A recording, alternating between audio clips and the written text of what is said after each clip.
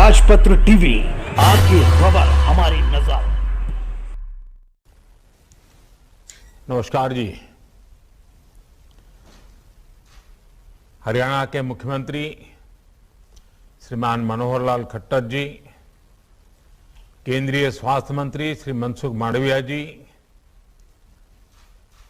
केंद्रीय स्वास्थ्य राज्य मंत्री डॉक्टर भारती पवार जी, हरियाणा के स्वास्थ्य मंत्री श्री अनिल विज जी, इन्फोसिस फाउंडेशन की चेयरपर्सन श्रीमती सुधा मूर्ति जी, संसद के मेरे सहयोगी गण, विधायक गण, अन्य महानुभाव, मेरे प्यारे भाई और बहनों, आज 21 अक्टूबर 2021 का ये दिन इतिहास में दर्ज हो गया है।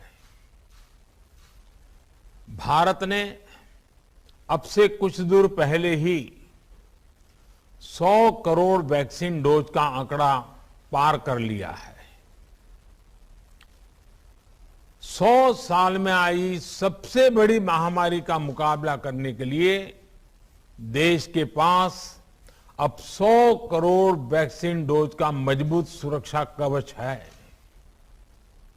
ये उपलब्धि भारत की है, भारत के प्रत्येक नागरिक की है। मैं देश की वैक्सीन मैन्युफैक्चरिंग कंपनियां, वैक्सीन ट्रांसपोर्टेशन में जुड़े कर्मयोगियां, वैक्सीन लगाने में जुटे हेल्थ सेक्टर के प्रोफेशनल्स, सभी का खुले मन से, हृदय से बहुत बहुत आभार व्यक्त करता हूं। अभी कुछ देर पहले ही मैं राम मनोहर लोहिया हॉस्पिटल में एक वैक्सीन सेंटर से होकर के आया हूं। एक उत्साह है और दायित्व बोध भी है कि हमें मिलकर कोरोना को जल्द से जल्द हराना है। मैं प्रत्येक भारतवासी को बधाई देता हूं। 100 करोड़ वैक्सीन डोज की ये सफलता प्रत्येक भारतीय को अर्पित करता हूं। साथियों, आज एम्स जज्जर में कैंसर का इलाज कराने आने वाली मरीजों को एक बहुत बड़ी सहूलियत मिली है। नेशनल कैंसर इंस्टीट्यूट में बनाए ये विश्राम सदन मरीजों और उनके रिश्तेदारों की चिंता कम करेगा। कैंसर जैसी बीमारी में इलाज के लिए मरीज और उसके रिश्तेदारों को बार बार अस्पताल जाना आना पड़ता है। कभी कभी डॉक्टर से सलाह, कभी कोई जांच, कभी रेडियोथेरेपी, कभी कीमोथेरेपी। ऐसे में बहुत बड़ी दिक्कत उन्हें ये होती है कि रुके कहां, ठहरे कहां। अब नेशनल कैंसर इंस्टीट्यूट में आने वाले मरीजों की ये तकलीफ काफी कम हो जाएगी। खासतौर पर हरियाणा के लोग, दिल्ली और आसपास के लोग, उत्तराखंड के लोग, इन सबको इससे बहुत बड़ी मदद मिलेगी। साथियों, इस बार लाल किले से मैंने एक बात कही थी। मैंने कहा था सबका प्रयास। ये सबका प्रयास की जो बात कही थी, कोई भी सेक्टर हो, जैसे ही उसमें सामूहिक शक्ति जुटती है, सबका प्रयास नजर आने लगता है, तो परिवर्तन की गति भी बढ़ जाती है। 10 मंजिला ये विश्राम सदन भी सबके प्रयास से इस कोरोना काल में बनकर तैयार हुआ है। और ये भी विशेष है, इस विश्राम सदन में देश की सरकार और कॉरपोरेट वर्ल्ड दोनों की साझा शक्ति लगी है। इन्फोसिस फाउंडेशन ने विश्राम सदन की इमारत बनवाई है, तो वहीं इसके लिए जमीन देने और बिजली पानी का खर्च एम्स जज्जर द्वारा उपलब्ध कराया गया है। मैं एम्स प्रबंधक और सुधा मूर्ति जी की टीम का इस सेवा कार्य के लिए आभार व्यक्त करता हूं। सुधा जी का व्यक्तित्व जितना विनम्र है, सहज सरल है, उतनी ही वो गरीबों के प्रति करुणा से भरी हुई है। नर सेवा को नारायण सेवा मानने वाले उनके विचार, उनके कार्य हर किसी को प्रेरित करते हैं। इस विश्राम सदन में उन्होंने सहयोग के लिए मैं उनकी सराहना करता हूं।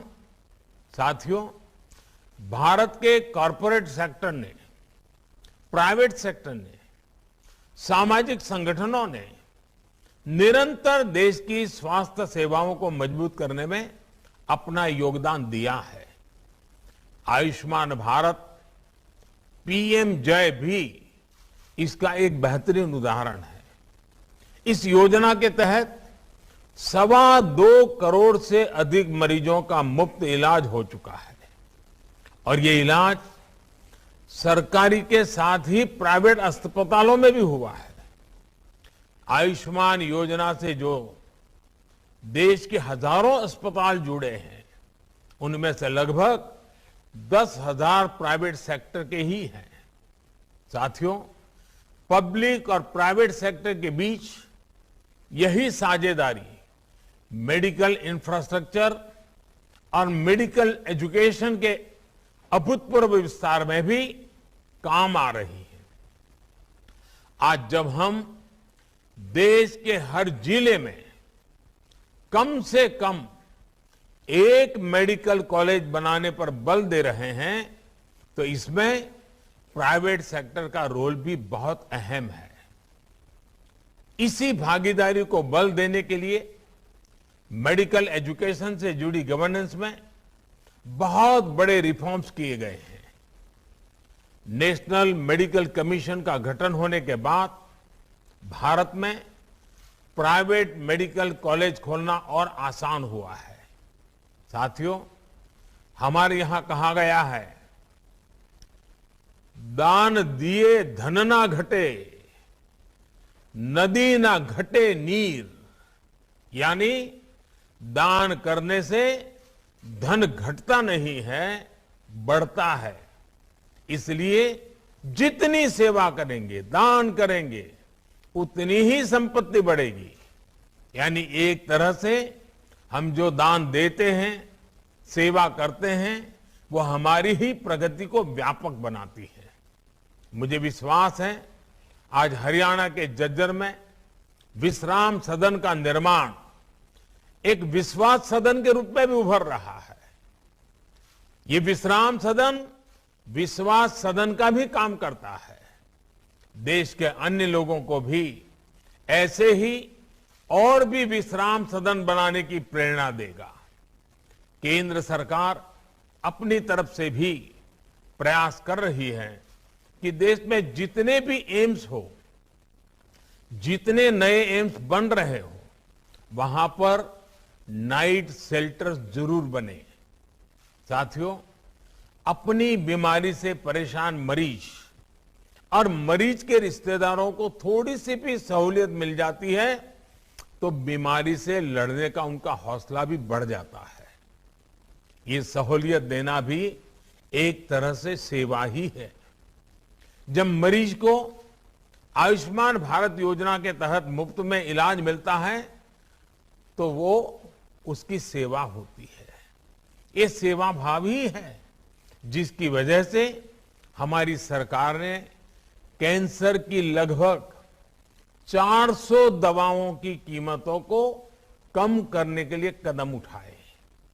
ये सेवा भाव ही है जिसकी वजह से गरीबों को जन औषधि केंद्रों से बहुत सस्ती, बहुत मामूली कीमत में दवाएं दी जा रही है। और मध्यम वर्ग के परिवार जिनके घर में कभी साल भर दवाइयां लेनी पड़ती हैं, ऐसे परिवारों को तो साल में 10, 12, 15 हजार रुपयों की बचत हो रही है।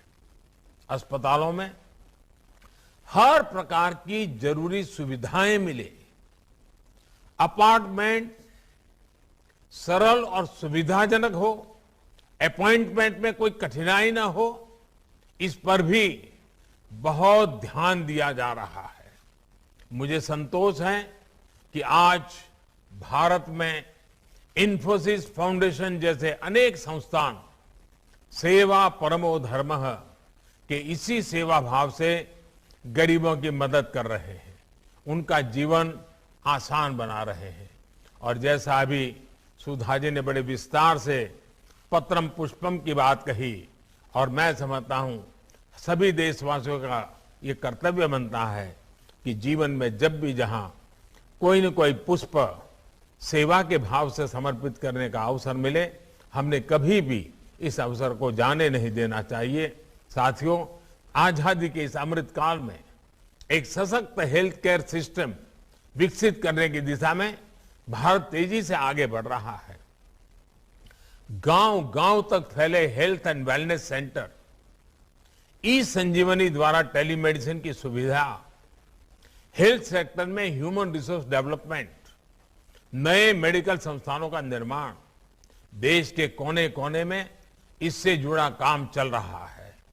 ये संकल्प निश्चित रूप से बहुत बड़ा है, लेकिन अगर समाज और सरकार की पूरी ताकत लगेगी तो हम लक्ष्य को बहुत जल्द ही हासिल कर पाएंगे। आपको ध्यान होगा, कुछ समय पहले एक इनोवेटिव पहल हुई थी, सेल्फ फॉर सोसाइटी। इससे जुड़कर हजारों संस्थान और लाखों लोग समाज के हित में अपना योगदान दे रहे हैं। भविष्य में हमें अपने प्रयासों को और संगठित तरीके से आगे बढ़ाना है, ज्यादा से ज्यादा लोगों को जोड़ना है, जागरूकता बढ़ानी है। आजादी के अमृत काल में एक हेल्दी और वेल्दी फ्यूचर के लिए हम सभी को मिलकर काम करते रहना होगा, और ये सबके प्रयास से ही होगा, समाज की सामूहिक शक्ति से ही होगा। मैं एक बार फिर सुधा जी, इन्फोसिस फाउंडेशन का आभार व्यक्त करते हुए, मैं आज जब हरियाणा की धरती के लोगों से बात कर रहा हूं तो मैं जरूर कुछ और भी बात बताना चाहता हूं। मेरा सौभाग्य रहा है, मुझे हरियाणा से बहुत कुछ सीखने को मिला है। जीवन का एक लंबा कालखंड मुझे हरियाणा में काम करने का मौका मिला है। मैंने वहां बहुत सरकारों को निकट से देखा है।